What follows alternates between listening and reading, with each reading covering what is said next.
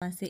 ಇದು ಅತೀಂದ್ರಿಯ ಶಕ್ತಿಗಳನ್ನು ಹೊಂದಿರುವ ಅಮಾವಾಸ್ಯೆ. ಆದ್ದರಿಂದ ಈ ಅಮಾವಾಸ್ಯೆಯ ದಿನದಂದು ಮನೆಯಲ್ಲಿ ಮಹಿಳೆಯರು ಆಕಸ್ಮಿಕವಾಗಿ ಈ ತರಕಾರಿಯನ್ನು ಬೇಯಿಸಿದರೆ ಅಥವಾ ತಿಂದರೆ ಅವರ ಕೈಯಲ್ಲಿ ಒಂದು ಪೈಸೆಯೂ ಉಳಿಯುವುದಿಲ್ಲ. ಮಹಿಳೆಯರು ಈ ದಿನ ಈ ತರಕಾರಿಯನ್ನು ಬೇಯಿಸಬಾರದು, ಯಾರು ತಿನ್ನಬಾರದು.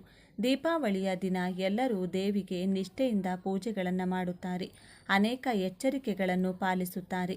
ಆದರೆ ತಿಳಿಯದೆ ಈ ಪಲ್ಯವನ್ನು ತಿಂದರೆ ನೀವು ಎಷ್ಟು ಪೂಜೆ ಮಾಡಿದರೂ ಫಲ ಸಿಗುವುದಿಲ್ಲ, ಪೂಜೆಯೆಲ್ಲ ವ್ಯರ್ಥವಾಗುತ್ತದೆ. ಮುಖ್ಯವಾಗಿ ಮಹಿಳೆಯರು ಈ ವಿಷಯವನ್ನು ಚೆನ್ನಾಗಿ ನೆನಪಿಟ್ಟುಕೊಳ್ಳಬೇಕು. ಏಕೆಂದರೆ ಮಹಿಳೆಯರು ಯಾವ ಪಲ್ಯವನ್ನು ಅಡುಗೆ ಮಾಡಿದರೆ ಮನೆಯಲ್ಲಿ ಎಲ್ಲರೂ ಅದೇ ಪಲ್ಯವನ್ನು ತಿನ್ನುತ್ತಾರೆ. ಮಹಿಳೆಯರು ಅಡುಗೆ ಮಾಡದಿದ್ದರೆ ಯಾರೂ ತಿನ್ನುವುದಿಲ್ಲವಾದ್ದರಿಂದ ಮಹಿಳೆಯರು ಮೊದಲು ತಿಳಿದುಕೊಂಡು ಜಾಗರೂಕರಾಗಿರಬೇಕು. ಈ ಅಮಾವಾಸ್ಯೆಯ ದಿನ ಯಾರು ಈ ಪಲ್ಯವನ್ನು ಅಡುಗೆ ಮಾಡಬಾರದು, ತಿನ್ನಬಾರದು. ಮನೆಯಲ್ಲಿ ಮಾತ್ರವಲ್ಲ, ಹೊರಗಿನ ಹೋಟೆಲ್ಗಳಲ್ಲಿ, ರೆಸ್ಟೋರೆಂಟ್ಗಳಲ್ಲಿ ಎಲ್ಲಿಯೂ ಈ ಪಲ್ಯವನ್ನು ತಿನ್ನಬಾರದು. ಈ ಪಲ್ಯವನ್ನು ಅಡುಗೆ ಮಾಡಿದರೂ ಅಥವಾ ತಿಂದರೂ ಲಕ್ಷ್ಮೀದೇವಿಯ ಕೋಪಕ್ಕೆ ಗುರಿಯಾಗುತ್ತೀರಿ. ಆರ್ಥಿಕ ಸಮಸ್ಯೆಗಳು ಬರುತ್ತವೆ, ಕೈಯಲ್ಲಿರುವ ಹಣವೆಲ್ಲ ಖರ್ಚಾಗಿ ಹೋಗುತ್ತದೆ, ನೀವು ಸಾಲಗಾರರಾಗುತ್ತೀರಿ, 7 ಜನ್ಮಗಳ ದಾರಿದ್ರ್ಯ ಬರುತ್ತದೆ. ಇಂದು ಈ ಪಲ್ಯ ತಿಂದರೆ ಪರಮ ದಾರಿದ್ರ್ಯ ಬರುತ್ತದೆ, ನರಕಕ್ಕೆ ಹೋಗುತ್ತೀರಿ, ಮಹಾಪಾಪ ತಗಲುತ್ತದೆ, ಕಷ್ಟಗಳಲ್ಲಿ ಮುಳುಗುತ್ತೀರಿ, ಸಮಸ್ಯೆಗಳು, ನೋವಿನಿಂದ ನರಳುತ್ತೀರಿ. ಇಂದು ಈ ಪಲ್ಯವನ್ನು ತಿಂದರೆ ಭವಿಷ್ಯದಲ್ಲಿ ಅನೇಕ ರೋಗ ಸಮಸ್ಯೆಗಳು ಬರುತ್ತವೆ, ಲಕ್ಷ್ಮೀದೇವಿಯ ಕೋಪಕ್ಕೆ ಗುರಿಯಾಗುತ್ತೀರಿ, ಕಷ್ಟಗಳನ್ನು ಕೇಳಿ ಕೇಳಿ ತಂದುಕೊಂಡಂತೆ ಆಗುತ್ತದೆ. ಇಂದು ತಿಳಿಯದೆ ಈ ಪಲ್ಯವನ್ನು ಮಾಡಿದರೂ ತಿಂದರೂ ನರಕಕ್ಕೆ ಹೋಗುತ್ತೀರಿ ಎಂದು ಶಾಸ್ತ್ರಗಳು ಹೇಳುತ್ತವೆ. ಆದ್ದರಿಂದ ಯಾರೂ ಕೂಡ ಇಂದು ಈ ಪಲ್ಯವನ್ನು ಮಾಡಬೇಡಿ, ತಿನ್ನಬೇಡಿ. ಈ ಅಮಾವಾಸ್ಯೆ ದಿನ ತಿನ್ನಬಾರದ ತರಕಾರಿ ಯಾವುವು ಎಂದು ಈಗ ನಾವು ಈ ವಿಡಿಯೋದಲ್ಲಿ ವಿವರವಾಗಿ ತಿಳಿದುಕೊಳ್ಳೋಣ. ಅದಕ್ಕೂ ಮುನ್ನ ನೀವಿನ್ನು ಚಾನಲ್ಗೆ ಸಬ್ಸ್ಕ್ರೈಬ್ ಆಗಿಲ್ಲ ಅಂದರೆ ಈಗಲೇ ಸಬ್ಸ್ಕ್ರೈಬ್ ಆಗಿ, ಹಾಗೆ ಈ ವಿಡಿಯೋ ಸ್ಕಿಪ್ ಮಾಡದೆ ಕೊನೆ ತನಕ ನೋಡಿ. ಎಲ್ಲರೂ ಭಕ್ತಿಯಿಂದ ಓಂ ಶ್ರೀ ಮಹಾಲಕ್ಷ್ಮಿ ನಮಃ ಅಂತ ಕಮೆಂಟ್ ಮಾಡಿ. ಇನ್ನು ಅತ್ಯಂತ ಶಕ್ತಿಶಾಲಿ ಈ ಅಮಾವಾಸ್ಯೆಯ ದಿನ ಮನೆಯಲ್ಲಿರುವ ಮಹಿಳೆಯರು ಕೆಲವು ತರಕಾರಿಗಳನ್ನು ಅಡುಗೆ ಮಾಡಬಾರದು ಎಂದು ಶಾಸ್ತ್ರಗಳು ಹೇಳುವಂತೆ ತಿನ್ನಬಾರದು. ಹಾಗಾದರೆ ಯಾವ ತರಕಾರಿಗಳನ್ನು ತಿನ್ನಬಾರ್ದು ಎಂದರೆ ಬದನೆಕಾಯಿ ಮತ್ತು ಪೊಟ್ಲಕಾಯಿ. ಈ 2 ತರಕಾರಿಗಳನ್ನು ಇಂದು ತಿನ್ನಬಾರದು. ಆದ್ದರಿಂದ ಮನೆಯಲ್ಲಿರುವ ಮಹಿಳೆಯರು ಈ ತರಕಾರಿಗಳನ್ನು ಅಡುಗೆ ಮಾಡದಂತೆ ಎಚ್ಚರ ವಹಿಸಿ. ಇಂದು ಯಾವುದೇ ರೂಪದಲ್ಲಿಯೂ ಬದನೆಕಾಯಿ ಮತ್ತು ಪೊಟ್ಲಕಾಯಿಯನ್ನು ತಿನ್ನಬೇಡಿ. ಬದನೆಕಾಯಿ ಚಟ್ನಿ ರೂಪದಲ್ಲಿರಬಹುದು, ಬದನೆಕಾಯಿ ಬಜ್ಜಿ ರೂಪದಲ್ಲಿರಬಹುದು, ಹೀಗೆ ಯಾವುದೇ ರೂಪದಲ್ಲಿಯೂ ಬದನೆಕಾಯಿಯನ್ನು ತಿನ್ನಬಾರದು. ಅದೇ ರೀತಿ ಪೊಟ್ಲಕಾಯಿಯನ್ನು ಕೂಡ ಪಲ್ಯದ ರೂಪದಲ್ಲಿರಬಹುದು, ಪೊಟ್ಲಕಾಯಿ ಮೊಸರು ಚಟ್ನಿ ರೂಪದಲ್ಲಿರಬಹುದು, ಪೊಟ್ಲಕಾಯಿ ಬಜ್ಜಿ ರೂಪದಲ್ಲಿರಬಹುದು, ಹೀಗೆ ಯಾವುದೇ ರೂಪದಲ್ಲಿಯೂ ಪೊಟ್ಲಕಾಯಿಯನ್ನು ತಿನ್ನಬಾರದು. ಇಂದು ಯಾವುದೇ ರೂಪದಲ್ಲಿಯಾದರೂ ಬದನೆಕಾಯಿ ಪೊಟ್ಲಕಾಯಿಯನ್ನು ತಿಂದರೆ ಸಾಲಗಾರರಾಗುತ್ತೀರಿ, ಆರ್ಥಿಕ ಸಮಸ್ಯೆಗಳು ಬರುತ್ತವೆ, ಕೈಯಲ್ಲಿ ಒಂದು ಪೈಸೆಯೂ ಉಳಿಯುವುದಿಲ್ಲ. ಈ ದಿನ ನಾನ್ವೆಜ್ ಕೂಡ ತಿನ್ನಬಾರದು. ಅಂದರೆ ಮಾಂಸ, ಮಟನ್, ಮೀನು, ಸೀಗಡಿ, ಏಡಿ, ಮೊಟ್ಟೆಗಳು, ಹೀಗೆ ಯಾವುದೇ ರೀತಿಯ ನಾನ್ವೆಜ್ ಐಟಂಗಳನ್ನು ತಿನ್ನಬಾರದು, ಸಂಪೂರ್ಣವಾಗಿ ಹೊರಹಾಕಬೇಕು. ಮಹಿಳೆಯರು ಚಿಕನ್, ಮಟನ್, ಸೀಗಡಿ, ಏಡಿ, ಹೀಗೆ ಭಾನುವಾರದಂದು ಯಾವುದಾದರೂ ಒಂದನ್ನು ತಂದು ಮನೆಯಲ್ಲಿ ಎಲ್ಲರೂ ತಿನ್ನುವುದು ಸಹಜ. ಆ ದಿನ ತಿಂದು ಉಳಿದ ಪದಾರ್ಥಗಳನ್ನು ಫ್ರಿಡ್ಜ್ನಲ್ಲಿಟ್ಟುಕೊಂಡು ತಿನ್ನುತ್ತಾರೆ. ಮಾಂಸದ ಪಲ್ಯವನ್ನಾದರೂ ಈ ಅಮಾವಾಸ್ಯೆಯ ದಿನ ತಿನ್ನಬಾರದು. ಕೇವಲ ಕರಿ ರೂಪದಲ್ಲಿ ಮಾತ್ರವಲ್ಲದೆ ಬಿರಿಯಾನಿ, ಚಿಕನ್ ಪಕೋಡ, ಎಗ್ ಬಜ್ಜಿ, ಚಿಕನ್ ಮೊಟ್ಟೆ, ಬರ್ಗರ್, ಪಿಜ್ಜಾ ಯಾವುದೇ ರೂಪದಲ್ಲಿಯೂ ಇಂದು ಮಾಂಸಾಹಾರ ಸೇವಿಸಬಾರದು. ಸಂಜೆ ಆಗ್ತಿದ್ದಂತೆ ಅನೇಕ ಜನರು ನೂಡಲ್ಸ್ ಗಾಡಿಯ ಬಳಿ ಹೋಗಿ ಏನಾದರೂ ತಿನ್ನುತ್ತಾರೆ. ಆದರೆ ಇಂದು ಚಿಕನ್ ಮಿಶ್ರಿತ ಅಥವಾ ಚಿಕನ್ ಹೊಂದಿರುವ ಮಂಚೂರಿಯಾ, ಚಿಕನ್ ವಿಂಗ್ಸ್, ಚಿಕನ್ ಮೋಸು, ಹೀಗೆ ಮಾಂಸಾಹಾರ ಮಿಶ್ರಿತ ಯಾವುದನ್ನು ತಿನ್ನಬೇಡಿ. ಬೇಕಿದ್ರೆ ಸಸ್ಯಾಹಾರಿ ಪದಾರ್ಥಗಳನ್ನು ತಿನ್ನಬಹುದು. ಅಂದರೆ ವೆಜ್ ಬಿರಿಯಾನಿ, ಮೆಣಸಿನಕಾಯಿ ಬಜ್ಜಿ, ಪಾನಿಪುರಿ, ಪಕೋಡಾದಂಥ ಸಸ್ಯಾಹಾರವನ್ನು ತಿನ್ನಬಹುದು. ಆದರೆ ಮಾಂಸಾಹಾರವನ್ನು ತಿನ್ನಬಾರ್ದು. ಕನಿಷ್ಠ ಮೊಟ್ಟೆಯನ್ನು ಯಾವುದೇ ರೂಪದಲ್ಲಿ ಮಾಂಸಾಹಾರವನ್ನು ಸೇವಿಸಿದರೆ 7 ಜನ್ಮಗಳ ದಾರಿದ್ರ್ಯ ಬರುತ್ತದೆ, ಲಕ್ಷ್ಮೀದೇವಿಯ ಕೋಪಕ್ಕೆ ಗುರಿಯಾಗುತ್ತಾರೆ, ನರಕಕ್ಕೆ ಹೋಗ್ತಾರೆ, ಸಮಸ್ಯೆಗಳು ಬರುತ್ತವೆ. ಆದ್ದರಿಂದ ಇಂದು ಯಾರೂ ಮಾಂಸಾಹಾರವನ್ನು ತಿನ್ನಬಾರದು. ಬದನೆಕಾಯಿ, ಪೊಟ್ಲಕಾಯಿ, ಮಾಂಸಾಹಾರ ಈ 3 ತರಕಾರಿಗಳನ್ನು ಇಂದು ತಿನ್ನಬಾರದು. ತಿನ್ನುವುದಾದರೆ ನಂತರ ಸಾಲಗಾರರಾಗುತ್ತಾರೆ, ನರಕಕ್ಕೆ ಹೋಗ್ತಾರೆ, ಮಹಾಪಾಪ ತಗುಲುತ್ತದೆ, ಭವಿಷ್ಯದಲ್ಲಿ ಅನೇಕ ಸಮಸ್ಯೆಗಳನ್ನು ಎದುರಿಸಬೇಕಾಗುತ್ತದೆ, ಕಷ್ಟಗಳನ್ನು ಕೇಳಿ ತಂದುಕೊಂಡಂತೆ ಆಗುತ್ತದೆ. 7 ಜನ್ಮಗಳ ದಾರಿದ್ರ್ಯ ಬರುತ್ತದೆ. ಆದ್ದರಿಂದ ಈ ಅಮಾವಾಸ್ಯೆಯ ದಿನ ಯಾರು ಕೂಡ ಈ ಪದಾರ್ಥಗಳನ್ನು ತಿನ್ನದಂತೆ ಎಚ್ಚರ ವಹಿಸಿ. ಒಂದು ದಿನ ಎಣ್ಣೆಗೆ ಲಕ್ಷ್ಮೀದೇವಿ ಪ್ರವೇಶಿಸುತ್ತಾಳೆ. ಸಾಮಾನ್ಯವಾಗಿ ಲಕ್ಷ್ಮೀದೇವಿ ಇರುವುದಿಲ್ಲ, ಆದರೆ ಈ ದಿನ ಮಾತ್ರ ಎಳ್ಳೆಣ್ಣೆಗೆ ಲಕ್ಷ್ಮೀದೇವಿ ಪ್ರವೇಶಿಸುತ್ತಾಳೆ. ಆದ್ದರಿಂದ ಈ ದಿನ ಎಳ್ಳೆಣ್ಣೆಯಿಂದ ದೀಪಗಳನ್ನು ಹಚ್ಚಿದರೆ ತುಂಬ ಒಳ್ಳೆಯದು. ಅದು ಇಲ್ಲದಿದ್ದರೆ ಹಸುವಿನ ತುಪ್ಪ ಅಥವಾ ತೆಂಗಿನ ಎಣ್ಣೆಯಲ್ಲಿ 2 ಹನಿ ಎಳ್ಳೆಣ್ಣೆ ಬೆರೆಸಿ ಆ ಎಣ್ಣೆಯಿಂದಲೂ ದೀಪಗಳನ್ನು ಹಚ್ಚಬಹುದು. ಹೀಗೆ ದೀಪ ಹಚ್ಚೋದ್ರಿಂದ ಮನೆಯಲ್ಲಿರುವ ದಾರಿದ್ರ್ಯ ದೇವತೆ ಹೊರಟು ಹೋಗುತ್ತದೆ. ಇನ್ನು ಪಾಪ ಹೋಗಬೇಕಂದ್ರೆ ಗಂಗಾ ಸ್ನಾನ ಮಾಡಬೇಕು. ಆದರೆ ಎಲ್ಲರಿಗೂ ಗಂಗಾ ಸ್ನಾನ ಮಾಡಲು ಸಾಧ್ಯವಿಲ್ಲ. ಆದರೆ ಪರಮೇಶ್ವರ ಒಂದು ವಿನಾಯಿತಿ ನೀಡಿದ್ದಾರೆ. ಅದೇನೆಂದರೆ ಇಂದು ಅಂದರೆ ಈ ದಿನದಂದು ಗಂಗಾದೇವಿ ನೀರಿಗೆ ಪ್ರವೇಶಿಸುತ್ತಾಳೆ. ಈ ದಿನ ಹರಿಯುವ ನೀರಿನಲ್ಲಿ ಸ್ನಾನ ಮಾಡಿದರೆ ತುಂಬ ಒಳ್ಳೆಯದು. ಅಂದರೆ ನದಿಗಳು, ಕಾಲುವೆಗಳು, ಕೆರೆಗಳು, ಕನಿಷ್ಠ ಬಾವಿಗಳಲ್ಲಿ ಮಾಡಿದರೂ ಸಹ ವಿಶೇಷ ಫಲಿತಾಂಶ ಬರುತ್ತದೆ. ಯಾವುದು ಸಾಧ್ಯವಾಗದಿದ್ದರೆ ಮನೆಯಲ್ಲಿಯೇ ಸ್ನಾನ ಮಾಡಬೇಕು. ಅಂದರೆ ದೇಹಕ್ಕೆ ಎಳ್ಳೆಣ್ಣೆ ಹಚ್ಚಿಕೊಂಡು ಸ್ನಾನ ಮಾಡಬೇಕು. ಆ ಸ್ನಾನವನ್ನು ಸಹ ಸೂರ್ಯೋದಯಕ್ಕೆ ಮುನ್ನವೇ ಮಾಡಬೇಕು. ಯಾರಿಗೆ ನರಕ ಯಾತನೆಗಳು ಬರಬಾರದು ಎಂದು ಬಯಸುತ್ತಾರೋ ಅವರು ಇಂದು ಕಡ್ಡಾಯವಾಗಿ ಸೂರ್ಯೋದಯಕ್ಕೆ ಮುನ್ನವೇ ಎದ್ದು ಎಳ್ಳೆಣ್ಣೆ ಹಚ್ಚಿಕೊಂಡು ಉಗುರು ಬೆಚ್ಚಗಿನ ನೀರಿನಿಂದ ಸ್ನಾನ ಮಾಡಬೇಕು. ಹೀಗೆ ಈ ಮಂಗಳಕರ ಸ್ನಾನ ಮಾಡುವುದರಿಂದ ಆರೋಗ್ಯ ಸಮಸ್ಯೆ ಬರುವುದಿಲ್ಲ ಮತ್ತು ನರಕ ಯಾತನೆಗಳು ಇರುವುದಿಲ್ಲ. ಹೀಗೆ ಸ್ನಾನ ಮಾಡುವ ಮೊದಲು ಬಕೆಟ್ ನೀರಿನಲ್ಲಿ ಉತ್ತರಾಣಿ ಗಿಡದ ಕೊಂಬೆಯಿಂದ ಅಥವಾ ಹರಳೆಣ್ಣೆ ಗಿಡದ ಕೊಂಬೆಯಿಂದ ಈ ನೀರನ್ನು ತಿರುಗಿಸಬೇಕು. ನಂತರ ಸ್ನಾನ ಮಾಡಬೇಕು. ಈ ದಿನ ಹಳದಿ ಅಥವಾ ಬಿಳಿ ಬಣ್ಣದ ಬಟ್ಟೆಗಳನ್ನು ಧರಿಸುವುದರಿಂದ ಮಹಿಳೆಯರಿಗೆ ಮುಟ್ಟಿದ್ದೆಲ್ಲ ಚಿನ್ನವಾಗುತ್ತದೆ. ಮಹಿಳೆಯರು ಮಾತ್ರವಲ್ಲದೆ ಪುರುಷರು, ಮಕ್ಕಳು, ಹಿರಿಯರು ಎಲ್ಲರೂ ಕೂಡ ಈ ದಿನ ಬಿಳಿ ಅಥವಾ ಹಳದಿ ಬಣ್ಣದ ಬಟ್ಟೆಗಳನ್ನು ಧರಿಸಿದರೆ ವರ್ಷವಿಡೀ ಒಳಿತಾಗುತ್ತದೆ. ಆದ್ದರಿಂದ ಅಮಾವಾಸ್ಯೆಯ ದಿನ ಎಲ್ಲರೂ ಬಿಳಿ ಅಥವಾ ಹಳದಿ ಬಣ್ಣದ ಬಟ್ಟೆಗಳನ್ನು ಧರಿಸಿ ಲಕ್ಷ್ಮೀದೇವಿಯ ಅನುಗ್ರಹಕ್ಕೆ ಪಾತ್ರರಾಗಿ. ಹೀಗೆ ಈ ದಿನ ಬೆಳಿಗ್ಗೆ ಎದ್ದು ಶುಚಿಯಾಗಿ ಸ್ನಾನ ಮಾಡಿ ಈ ಬಣ್ಣದ ವಸ್ತ್ರಗಳನ್ನು ಧರಿಸಿ. ನಂತರ ಮಹಿಳೆಯರು ಹೊಸ್ತಿಲಿಗೆ ಅರಿಶಿನ ಕುಂಕುಮ ಹಚ್ಚಿ ಬಾಗಿಲಿಗೆ ತೋರಣ ಕಟ್ಟಿ ಮನೆಯನ್ನು ಅಲಂಕರಿಸಿಕೊಳ್ಳಿ. ಪೂಜಾ ಮಂದಿರದಲ್ಲಿ ಸುಂದರ ರಂಗೋಲಿಗಳನ್ನು ಹಾಕಿ ಪೂಜಾ ಕೋಣೆಯಲ್ಲಿರುವ ದೇವರ ಪಟಗಳನ್ನು ಗಂಧ, ಕುಂಕುಮ, ಪುಷ್ಪಗಳಿಂದ ಅಲಂಕರಿಸಿಕೊಳ್ಳಬೇಕು. ಲಕ್ಷ್ಮೀ ದೇವಿಯನ್ನು ಈ ದಿನ ವಿಶೇಷವಾಗಿ ಪೂಜಿಸಿ ಅಮ್ಮನವರ ಅನುಗ್ರಹವನ್ನು ಪಡೆಯಿರಿ.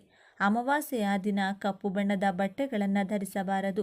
ಬಿಳಿ ಅಥವಾ ಹಳದಿ ಈ 2 ಬಣ್ಣಗಳಲ್ಲಿ ಯಾವುದಾದರೂ ಒಂದು ಬಣ್ಣದ ವಸ್ತ್ರವನ್ನು ಧರಿಸಿ ಲಕ್ಷ್ಮೀ ದೇವಿಯ ಪೂಜೆಗೆ ಸಿದ್ಧರಾಗಬೇಕು.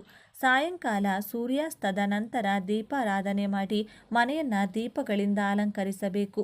ಅಮಾವಾಸ್ಯೆಯ ದಿನ ನೆಲ್ಲಿಕಾಯಿ ಮರವನ್ನು ಸ್ಪರ್ಶಿಸಿದರೆ ಸಾಕು, ಲಕ್ಷ್ಮೀದೇವಿಯ ಸಂಪೂರ್ಣ ಅನುಗ್ರಹ ದೊರೆಯುತ್ತದೆ. ಈ ಸಮಯದಲ್ಲಿ ನೆಲ್ಲಿಕಾಯಿ ಮರಕ್ಕೆ ವಿಪರೀತ ಶಕ್ತಿ ಬರುತ್ತದೆ.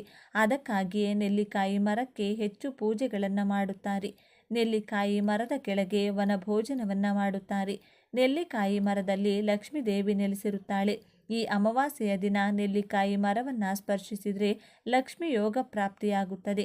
ಆದ್ದರಿಂದ ಈ ಅಮಾವಾಸ್ಯೆಯ ದಿನ ನಿಮ್ಮ ಹತ್ತಿರದಲ್ಲಿ ನೆಲ್ಲಿಕಾಯಿ ಮರ ಎಲ್ಲಿದೆಯೋ ಅಲ್ಲಿಗೆ ಹೋಗಿ ಮರವನ್ನು ಸ್ಪರ್ಶಿಸಿದರೆ ಸಾಕು. ನಿಮ್ಮ ಕಷ್ಟಗಳು, ಸಮಸ್ಯೆಗಳು ಪರಿಹಾರವಾಗುತ್ತದೆ. ಅಷ್ಟೈಶ್ವರ್ಯಗಳು ಸಿದ್ಧಿಸುತ್ತವೆ. ಇಂದು ನಿಮ್ಮ ಹತ್ತಿರ ನೆಲ್ಲಿಕಾಯಿ ಮರ ಎಲ್ಲಿದೆಯೋ ಅಲ್ಲಿಗೆ ಹೋಗಿ ಮೊದಲು 1 ಚೊಂಬು ನೀರನ್ನು ಅರ್ಪಿಸಿ 3 ಪ್ರದಕ್ಷಿಣೆಗಳನ್ನು ಮಾಡಬೇಕು.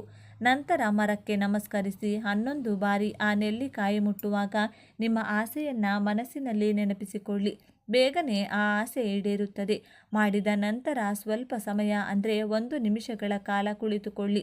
ಆ ಮರದಿಂದ ಬರುವ ಗಾಳಿಯನ್ನು ಉಸಿರಾಡಿ. ಏಕೆಂದರೆ ಈ ಸಮಯದಲ್ಲಿ ನೆಲ್ಲಿಕಾಯಿ ಮರದಿಂದ ಬರುವ ಗಾಳಿ ಅನೇಕ ರೋಗಗಳನ್ನು ಗುಣಪಡಿಸುವುದರಿಂದ ಸ್ವಲ್ಪ ಸಮಯ ನೆಲ್ಲಿಕಾಯಿ ಮರದ ಬಳಿ ಕುಳಿತುಕೊಂಡು ನಂತರ ಮನೆಗೆ ಹೋಗಿ ಇದೆಲ್ಲ ಮಾಡಲು ನಮಗೆ ಸಮಯವಿಲ್ಲ ಅಂದುಕೊಳ್ಳುವವರು ನೆಲ್ಲಿಕಾಯಿ ಮರವನ್ನು ಹೀಗೆ ಮುಟ್ಟುವುದರಿಂದ ಅದರಲ್ಲಿರುವ ಅದ್ಭುತ ಶಕ್ತಿಗಳು ನಿಮ್ಮೊಳಗೆ ಪ್ರವೇಶಿಸಿ ನಿಮ್ಮ ಜೀವನ ಅದ್ಭುತವಾಗಿ ಬದಲಾಗುತ್ತದೆ.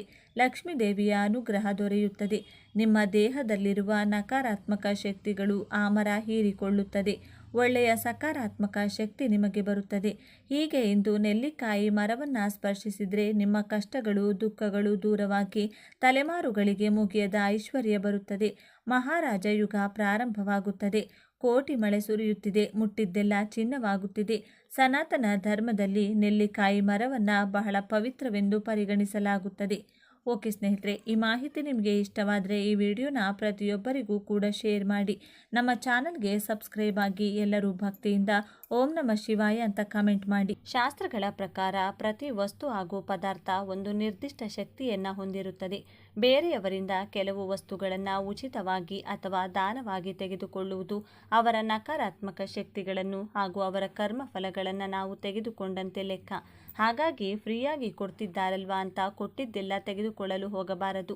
ಈ ವಿಡಿಯೋದಲ್ಲಿ ಕೆಲವು ಪದಾರ್ಥಗಳು ಹಾಗೂ ವಸ್ತುಗಳ ಬಗ್ಗೆ ಹೇಳ್ತೀನಿ. ಅದನ್ನು ಯಾವ ಪರಿಸ್ಥಿತಿಯಲ್ಲೂ ದಾನವಾಗಿ ಅಥವಾ ಫ್ರೀಯಾಗಿ ಅಥವಾ ಸಾಲವಾಗಿಯೂ ಕೂಡ ತೆಗೆದುಕೊಳ್ಳಬೇಡಿ. ಮುಂದುವರಿಸುವ ಮೊದಲು ಓಂ ಶ್ರೀ ಮಹಾಲಕ್ಷ್ಮಿ ನಮಃ ಎಂದು ಕಮೆಂಟ್ ಮಾಡಿ. ವಿಡಿಯೋಗೆ ಒಂದು ಲೈಕ್ ಕೊಟ್ಟು ನಮ್ಮ ಚಾನಲ್ನ ಸಬ್ಸ್ಕ್ರೈಬ್ ಮಾಡಿಕೊಳ್ಳಿ. ವಿಷಯಕ್ಕೆ ಬರೋಣ. ನಾವು ಬೇರೆಯವರಿಂದ ಉಚಿತವಾಗಿ ತೆಗೆದುಕೊಳ್ಳಬಾರದ ಮೊದಲ ಪದಾರ್ಥ ಉಪ್ಪು. ಸನಾತನ ಧರ್ಮದಲ್ಲಿ ಉಪ್ಪು ಶ್ರೀ ಮಹಾಲಕ್ಷ್ಮಿಯ ಸ್ವರೂಪ. ಜೊತೆಗೆ ಉಪ್ಪಿಗೆ ನೆಗೆಟಿವ್ ಎನರ್ಜಿ ಎಳೆದುಕೊಳ್ಳುವ ಶಕ್ತಿ ಇರುತ್ತದೆ. ನಾವು ಇನ್ನೊಬ್ಬರಿಂದ ಉಪ್ಪು ಉಚಿತವಾಗಿ ತೆಗೆದುಕೊಂಡ್ರೆ ಅವರ ಮನೆಯಲ್ಲಿರುವ ಆರ್ಥಿಕ ಸಮಸ್ಯೆಗಳು, ನಕಾರಾತ್ಮಕ ಶಕ್ತಿಗಳು ಎಲ್ಲವನ್ನ ಎಳೆದುಕೊಂಡು ನಮ್ಮ ಮನೆಗೆ ಉಪ್ಪು ತರುತ್ತದೆ. ನಮ್ಮ ಮನೆಯಲ್ಲಿರುವ ಮಹಾಲಕ್ಷ್ಮಿ ಹೊರಟು ಹೋಗುತ್ತದೆ. ಇದು ನಮಗೆ ಸಾಲಬಾಧೆ, ಆರೋಗ್ಯ ಸಮಸ್ಯೆ, ಆರ್ಥಿಕ ಸಮಸ್ಯೆ ತಂದುಕೊಡುತ್ತದೆ. ಉಚಿತವಾಗಿ ತೆಗೆದುಕೊಳ್ಳಬಾರದ ಎರಡನೇ ವಸ್ತು ಚಪ್ಪಲಿ. ಜ್ಯೋತಿಷ್ಯ ಶಾಸ್ತ್ರದ ಪ್ರಕಾರ ಮನುಷ್ಯನ ಪಾದಗಳಲ್ಲಿ ಶನಿದೇವರು ವಾಸಿಸುತ್ತಾರೆ. ಬೇರೆಯವರ ಚಪ್ಪಲಿ ಹಾಕಿಕೊಳ್ಳುವುದು ಅಥವಾ ಉಚಿತವಾಗಿ ಚಪ್ಪಲಿ ತೆಗೆದುಕೊಳ್ಳುವುದರಿಂದ ಶನಿದೋಷ ಅಂಟಿಕೊಳ್ಳುತ್ತದೆ. ಈ ಕಾರಣದಿಂದ ಕೆಲಸಗಳಲ್ಲಿ ಅಡ್ಡಿಗಳು, ಜೀವನದಲ್ಲಿ ವಿಘ್ನಗಳು, ಅನಗತ್ಯ ಸಮಸ್ಯೆಗಳು ಬರುವುದು ನಡೆಯುತ್ತದೆ. ಉಚಿತವಾಗಿ ತೆಗೆದುಕೊಳ್ಳಬಾರದ ಮೂರನೇ ವಸ್ತು ಬಾಚಣಿಗೆ. ಬಾಚಣಿಗೆ ವೈಯಕ್ತಿಕ ಆರೋಗ್ಯಕ್ಕೆ ಸಂಬಂಧಿಸಿದ ವಸ್ತು. ಹಾಗೆ ಒಬ್ಬರ ಹಣೆ ಬರಹಕ್ಕೆ ಸಂಬಂಧಿಸಿದ ಶಕ್ತಿಯನ್ನು ಕೂಡ ಬಾಚಣಿಗೆ ಹೊಂದಿರುತ್ತದೆ. ಬೇರೆಯವರ ಬಾಚಣಿಗೆ ಬಳಸುವುದರಿಂದ ಕೂದಲಿಗೆ ಸಂಬಂಧಿಸಿದ ಅನಾರೋಗ್ಯ ಸಮಸ್ಯೆಗಳು ಬರುತ್ತವೆ. ಹಾಗೆ ಅವರ ಮಾನಸಿಕ ಸಮಸ್ಯೆಗಳು ಕೂಡ ನಮಗೆ ಅಂಟಿಕೊಳ್ಳುತ್ತವೆ. ಉಚಿತವಾಗಿ ತೆಗೆದುಕೊಳ್ಳಬಾರದ ನಾಲ್ಕನೇ ವಸ್ತು ಪೊರಕೆ. ಪೊರಕೆಯು ದರಿದ್ರ ಲಕ್ಷ್ಮಿಯನ್ನ ಮನೆಯಿಂದ ಹೊರಗೆ ಕಳಿಸುವ ವಸ್ತು. ಹಾಗೆ ಮಹಾಲಕ್ಷ್ಮಿಯ ಸ್ವರೂಪ ಕೂಡ. ಪೊರಕೆಯನ್ನು ಬೇರೆಯವರಿಂದ ಉಚಿತವಾಗಿ ತೆಗೆದುಕೊಳ್ಳುವುದು ಅಥವಾ ಬೇರೆಯವರ ಪೊರಕೆಯಿಂದ ನಮ್ಮ ಮನೆ ಗುಡಿಸಿದರೆ ಅವರ ಮನೆಯ ದರಿದ್ರ ಎಲ್ಲ, ಅಂದರೆ ದರಿದ್ರ ಲಕ್ಷ್ಮಿ ನಮ್ಮ ಮನೆಗೆ ಬರುತ್ತಾಳೆ. ನಮ್ಮ ಮನೆಯ ಸಿರಿ ಸಂಪತ್ತು ಕ್ಷೀಣಿಸುತ್ತದೆ. ಆರ್ಥಿಕ ಸ್ಥಿತಿಗೆ ಬಲವಾದ ಪೆಟ್ಟು ಬೀಳುತ್ತದೆ. ಬೀದಿಗೆ ಬರುವ ಅವಕಾಶ ಜಾಸ್ತಿ ಇರುತ್ತದೆ. ಉಚಿತವಾಗಿ ತೆಗೆದುಕೊಳ್ಳಬಾರದ ಐದನೇ ವಸ್ತು ಆಭರಣಗಳು. ಚಿನ್ನ, ಬೆಳ್ಳಿ ಆಭರಣಗಳಿಗೆ ಗ್ರಹಗಳನ್ನು ಪ್ರಭಾವಿತಗೊಳಿಸುವ ಶಕ್ತಿ ಇರುತ್ತದೆ. ಮುಖ್ಯವಾಗಿ ಚಿನ್ನ ಗುರುಗ್ರಹಕ್ಕೆ ಸಂಬಂಧಿಸಿದೆ. ಬೇರೆಯವರ ಆಭರಣಗಳನ್ನು ಧರಿಸುವುದು ಅಥವಾ ಉಚಿತವಾಗಿ ತೆಗೆದುಕೊಳ್ಳುವುದರಿಂದ ಗ್ರಹ ದೋಷಗಳು ಅಂಟಿಕೊಂಡು ಅನಿಷ್ಟ ನಡೆಯುವ ಅವಕಾಶ ಹೆಚ್ಚಾಗಿದೆ. ಆಭರಣಗಳು ಇರುವಂಥ ಬೆಲೆಗೆ ಫ್ರೀಯಾಗಿ ಕೊಟ್ಟರೆ ಅಥವಾ ಎಲ್ಲಾದರೂ ಸಿಕ್ಕರೆ ಯಾರು ಬೇಕಾದರೂ ತೆಗೆದುಕೊಳ್ಳುತ್ತಾರೆ. ಹಾಗಾಗಿ ಅಂಥ ಪರಿಸ್ಥಿತಿ ಬಂದಾಗ 1 ರೂಪಾಯಾದರೂ ನಿಮ್ಮ ಕಡೆಯಿಂದ ಅವರಿಗೆ ಕೊಟ್ಟು ಆಭರಣಗಳನ್ನು ತೆಗೆದುಕೊಳ್ಳಲು ಪ್ರಯತ್ನಿಸಿ. ಒಂದು ವೇಳೆ ಎಲ್ಲಾದರೂ ನಿಮಗೆ ಆಭರಣ ಸಿಕ್ಕರೆ 11 ರೂಪಾಯಿ ಅಥವಾ 101 ರೂಪಾಯಿ ದೇವರ ಹುಂಡಿಗೆ ಹಾಕಿ. ಈ ರೀತಿ ಆಭರಣ ಸಿಕ್ಕಿದೆ ನನಗೆ, ಇದರಿಂದ ಯಾವ ದೋಷ ಬರಬಾರದು ಎಂದು ಕೈ ಮುಗಿಯಿರಿ. ಅಥವಾ ಯಾರಾದರೂ ಬಡವರಿಗೆ ಊಟ ಕೊಟ್ಟು ಅವರಿಗೆ ದಕ್ಷಿಣೆ ತಾಂಬೂಲೆ ಕೊಟ್ಟರೂ ಕೂಡ ಸರಿ ಹೋಗುತ್ತದೆ. ಇದರಿಂದ ಯಾವುದೇ ಗ್ರಹದೋಷ ನಿಮಗೆ ಬರುವುದಿಲ್ಲ. ಉಚಿತವಾಗಿ ಪಡೆಯಬಾರದ ಆರನೇ ವಸ್ತು ಕನ್ನಡಿ. ಕನ್ನಡಿ ನಮ್ಮ ಪ್ರತಿಬಿಂಬ ತೋರಿಸುತ್ತದೆ. ಹಾಗೆ ನಮ್ಮ ಎನರ್ಜಿಯನ್ನು ಪ್ರತಿಬಿಂಬಿಸುತ್ತದೆ. ಬೇರೆಯವರು ಬಳಸಿದ ಕನ್ನಡಿ ಅಥವಾ ಉಚಿತವಾಗಿ ಪಡೆದ ಕನ್ನಡಿಯನ್ನು ಮನೆಯಲ್ಲಿಟ್ಟುಕೊಳ್ಳೋದ್ರಿಂದ ದುರದೃಷ್ಟ ಹಿಂಬಾಲಿಸುತ್ತದೆ ಎಂದು ಜ್ಯೋತಿಷ್ಯ ನಿಪುಣರು ಹೇಳುತ್ತಾರೆ. ಉಚಿತವಾಗಿ ಪಡೆಯಬಾರದ ಏಳನೇ ವಸ್ತು ಸೂಜಿ. ಸೂಜಿಗೆ ಚುಚ್ಚುವ ಸ್ವಭಾವ ಇದೆ. ಶಾಸ್ತ್ರಗಳ ಪ್ರಕಾರ ಸೂಜಿಯನ್ನು ಉಚಿತವಾಗಿ ತೆಗೆದುಕೊಂಡ್ರೆ ಸಂಬಂಧಗಳಲ್ಲಿ ಬಿರುಕು ಬಿಡುತ್ತದೆ. ಸ್ನೇಹಿತರ ಮಧ್ಯೆ ಅಥವಾ ಬಂಧುಗಳ ಮಧ್ಯೆ ಅನಗತ್ಯ ಗಲಾಟೆಗಳು, ಮನಸ್ತಾಪಗಳು ಬರಲು ಕಾರಣವಾಗುತ್ತದೆ.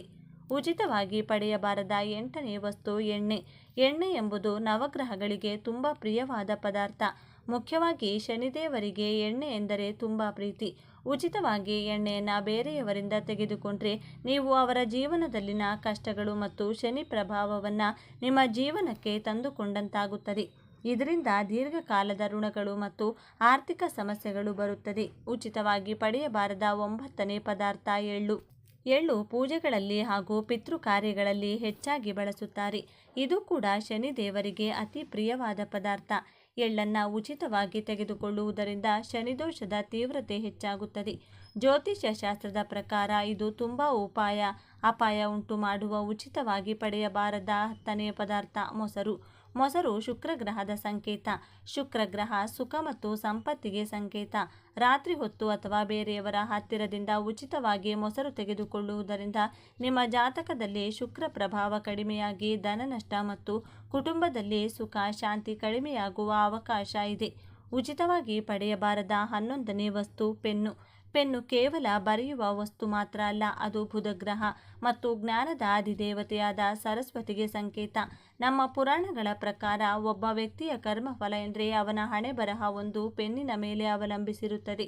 ಇತರರಿಂದ ಪೆನ್ನು ತೆಗೆದುಕೊಂಡು ಹಿಂತಿರುಗಿಸಿ ಕೊಡದಿರುವುದು ಅಥವಾ ಉಚಿತವಾಗಿ ಪೆನ್ನನ್ನು ತೆಗೆದುಕೊಳ್ಳುವುದರಿಂದ ಅವರ ಜೀವನದಲ್ಲಿರುವ ನಕಾರಾತ್ಮಕ ಆಲೋಚನೆಗಳು ಅಥವಾ ವೈಫಲ್ಯಗಳು ಅಥವಾ ಅಪಾಯಗಳು ನಿಮ್ಮ ಮೇಲೆ ಪ್ರಭಾವ ತೋರಿಸುತ್ತವೆ.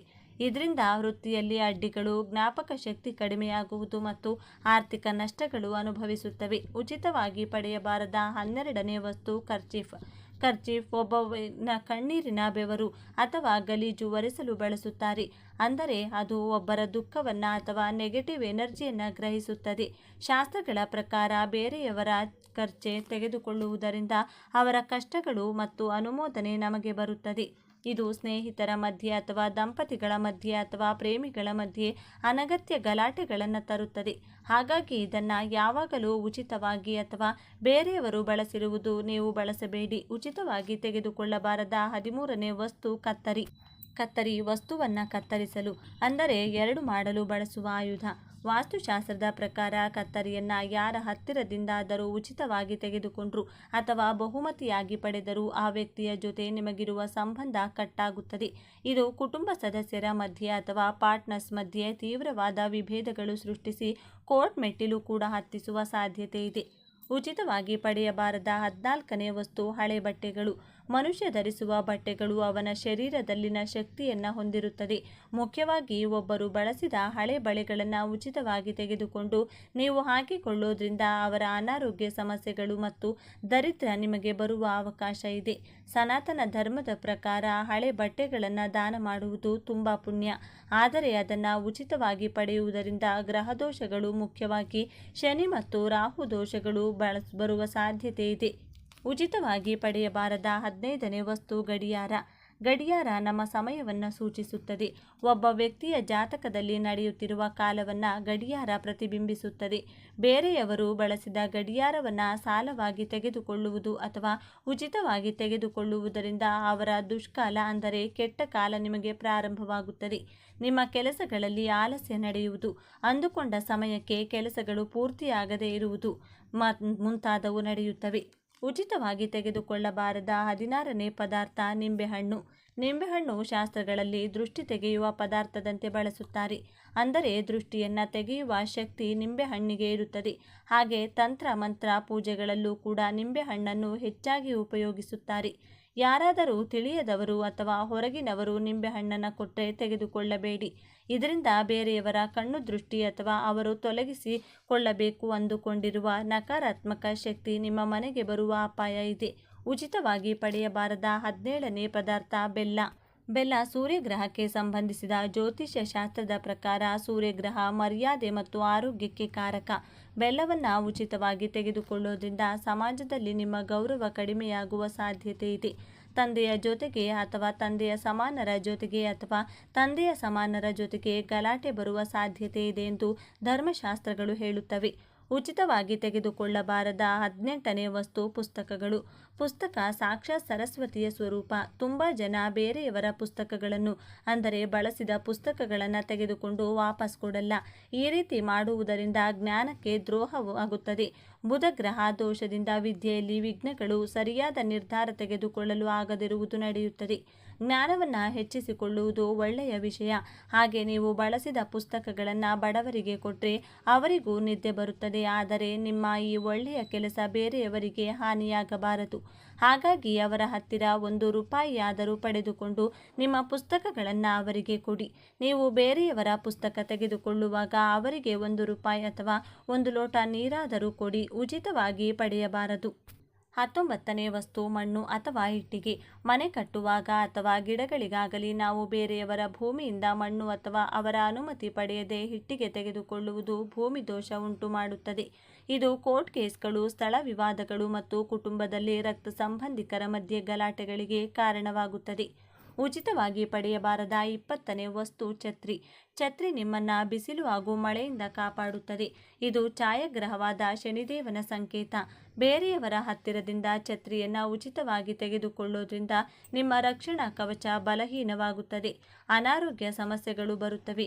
ಮುಖ್ಯವಾಗಿ ಛತ್ರಿಯನ್ನ ಉಚಿತವಾಗಿ ತೆಗೆದುಕೊಂಡ್ರೆ ಆರ್ಥಿಕವಾಗಿ ತುಂಬಾ ಸಮಸ್ಯೆಗಳು ಬರುತ್ತವೆ ಎಂದು ಶಾಸ್ತ್ರ ಎಚ್ಚರಿಸುತ್ತದೆ. ಈಗ ನಾನು ಹೇಳಿದ ವಸ್ತುಗಳಲ್ಲಿ ನೀವು ಇದಕ್ಕೂ ಮುಂಚೆ ಯಾರ ಹತ್ತಿರದಿಂದಾದರೂ ಉಚಿತವಾಗಿ ಪಡೆದಿರಬಹುದು. ಅಂತ ಪರಿಸ್ಥಿತಿಯಲ್ಲಿ ಕೆಲವು ಪರಿಹಾರಗಳನ್ನು ಮಾಡಿಕೊಳ್ಳಿ. ಇದರಿಂದ ದೋಷ ನಿವಾರಣೆ ನಡೆಯುತ್ತದೆ.